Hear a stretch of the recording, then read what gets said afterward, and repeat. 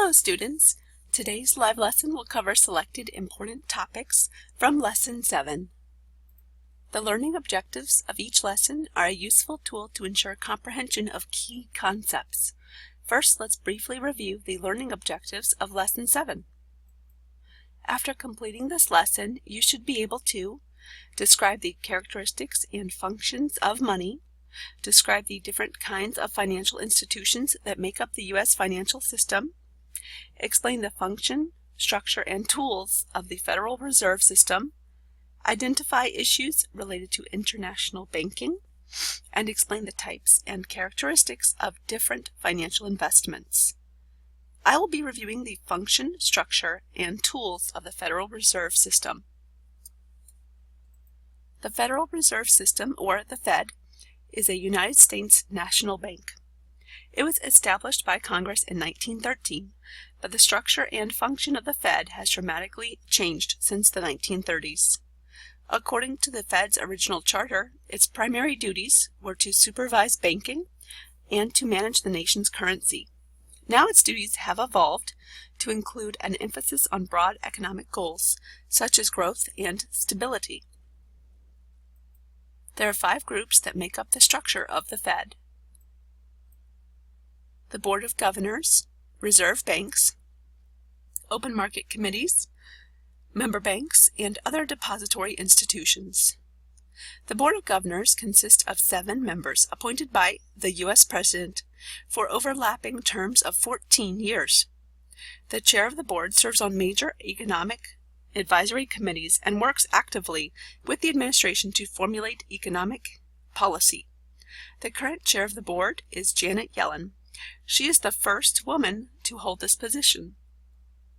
The board plays a large role in controlling the money supply, as well as handling the sale and purchase of government securities. The Fed also consists of 12 districts, which can be viewed on page 397, figure 15.5. Each reserve bank holds reserve deposits from and sets the discount rate for commercial banks in its geographic region. The Federal Open Market Committee is responsible for formulating the Fed's monetary policies to promote economic stability and growth by managing the nation's money supply.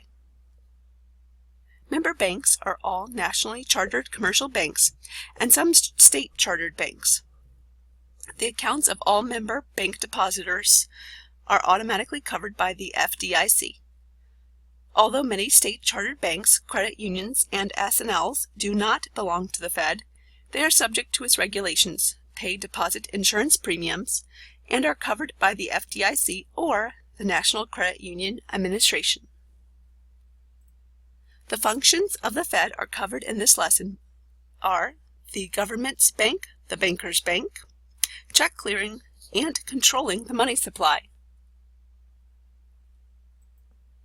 As the government's bank, the Fed produces the nation's paper currency and decides how many bills to produce and destroy.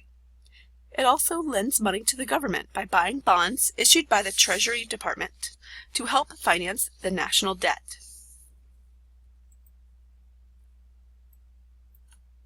As the banker's bank, the Fed loans money to individual banks and receives interest on loans. In addition, the Fed provides storage for commercial banks, which are required to keep funds on reserve at a Federal Reserve Bank. The Fed also clears checks for commercial banks to ensure that cash is deducted from the check writer's bank account and deposited into the check receiver's account. The Fed is responsible for conduct of the U.S. monetary policy, which is the management of the nation's economic growth by managing the money supply and interest rates. The Fed uses the money supply to avoid extreme inflation or deflation. Inflation is a period of widespread price increases throughout an economic system, occurring if the money supply grows too large. Demand for goods and services increases and the price of everything rises. Deflation occurs when the supply of goods outpaces the supply of money, so demand for goods and services fall. Decreasing prices lead businesses to cut output, and unemployment rises. Because commercial banks are the main creators of money, much of the Fed's management of the money supply takes the form of regulating the supply of money through commercial banks.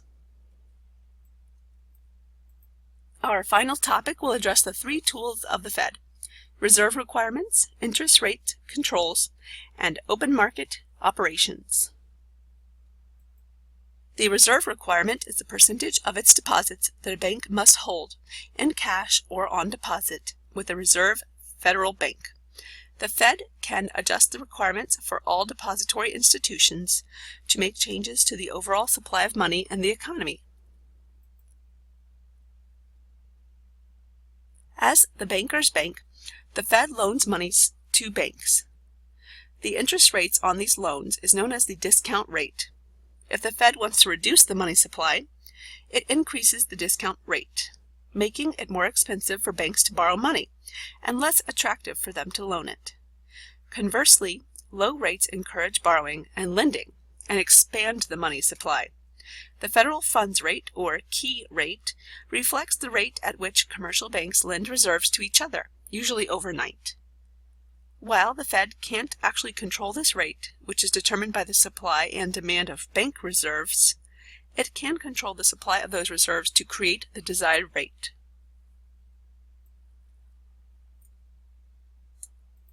Open market operations refer to the Fed's sale and purchase of securities, usually U.S. Treasury notes and short-term bonds, and the open market, as directed by the Fed's Open Market Committee. Open market operations are particularly effective because they act quickly and predictably on the money supply. And an example of this is when, in 2009, the Fed launched its most aggressive buying of long-term Treasury bonds to fight the recession. The purchases were intended to push up market prices for Treasuries and thereby drive down interest rates. The Fed then intensified this action again in 2010 and 11. I have a couple additional resources for you on this slide. The first is an excellent summation of the concepts of this lesson, including quantitative easing. The next video is about working at the Federal Reserve.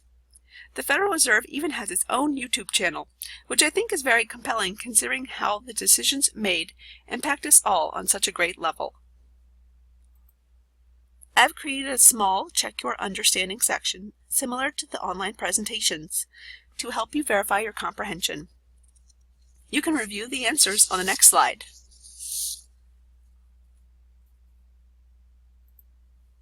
Thank you for watching today's video. Please reach out to me via the chat room or email if you have questions. Have a wonderful day.